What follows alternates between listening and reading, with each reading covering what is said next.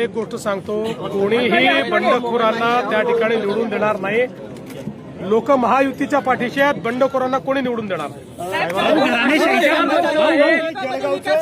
परंतु त्यांच्या दर्जाचा प्रश्न आहे. काही थर्ड पार्टी ऑडिट करून काही जबाबदारी निश्चित होईल का साहेब? अशा प्रकारे जर कुठे दर्जाचा प्रश्न असेल तर त्याची सुधारणा निश्चित केली जाईल. पण केवळ आरोपाकरता आरोप असतील तर मात्र त्याच्याकडे लक्ष दिलं जाणार नाही. घराणेशाहीच्या विरोधात आपण पण इथं घराणेशाहीचं दिसून येते. अनेक उमेदवार जे त्या नेत्यांच्याच घरातले असं आहे की महाराष्ट्रात भारतीय जनता पक्षाने एक पॉलिसी ठेवली होती. त्या अंतर्गत आम्ही हा निर्णय केला आणि जवळजवळ सगळीकडे आम्ही अशा पद्धतीनं कुठलेही नवीन उमेदवार दिले नाही. एक दोन ठिकाणी अपवाद झाले, कारण त्या ठिकाणी फॉर्म भरून टाकले होते आणि मग दुसरा वेळेवर अल्टरनेट उमेदवार आम्हाला आणता आला नाही. असं केवळ 2च ठिकाणी घडलेलं आहे. बाकी ठिकाणी आम्ही हे केलेलं नाही. सिंगापूर होणार आहे, मात्र आपण जवळच्या शिरपूरची बरोबरी करू शकलो नाही. जळगाव शहरातील जी उपनगर आहेत त्यांची जी परिस्थिती आहे ती आजही जैसे आहे. मला एक सांगतो, मी सिंगापूर वगैरे कधी म्हणत नाही. आपलं जळगाव हे आपलं जळगाव आहे. आपली संस्कृती वेगळी आहे. जे काही घडलं जळगावमध्ये ते आमच्या काळातच घडलंय आणि पुढच्या 5 वर्षामध्ये विकसित जळगाव आपल्याला करायचं आहे. म्हणतात अजित पवारांना की तुम्हाला जर वीर सावरकरांचे विचार पटत नसतील तर तुम्ही लांब राहा किंवा मला असं वाटतं की वीर सावरकरांचे विचार हे अजितदादांनी त्याचा विरोध करण्याचं कारण नाही. त्यांनी कधी केलंही नाही. म्हणजे मला माहिती नाही त्यांनी केलं असेल तर, आजपर्यंत तरी मी बघितलं नाही.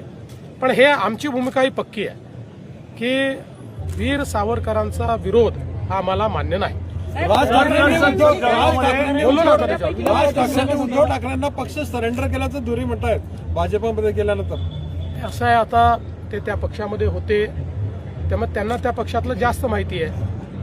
ते शेवटी काही ना काही नाराजी असेल म्हणूनच आमच्याकडे आले की नाही. त्यामुळे ती जी त्यांची भावना आहे ती अनेक लोकांची भावना आहे. एक सांगतो,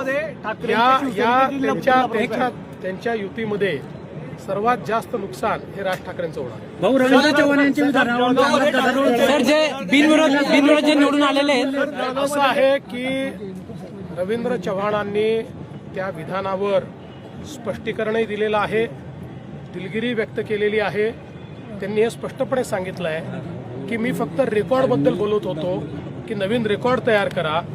बाकी विलासरावांच्या बद्दल या महाराष्ट्रात पक्षविरहित सर्वांना आदर आहे.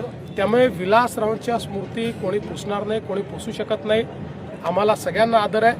आम्ही जरी काँग्रेसच्या विरुद्ध लढत असलो तरी देखील विलासरावांच्या संदर्भात आमचं सगळ्यांचं असं मत आहे की महाराष्ट्रातले जे प्रमुख नेते आहेत, ज्यांनी महाराष्ट्रामध्ये उत्तम काम केलं, त्यापैकी एक विलासराव आहेत. आणि हे स्पष्टीकरण रवींद्र चव्हाण साहेबांनी दिलेलं आहे.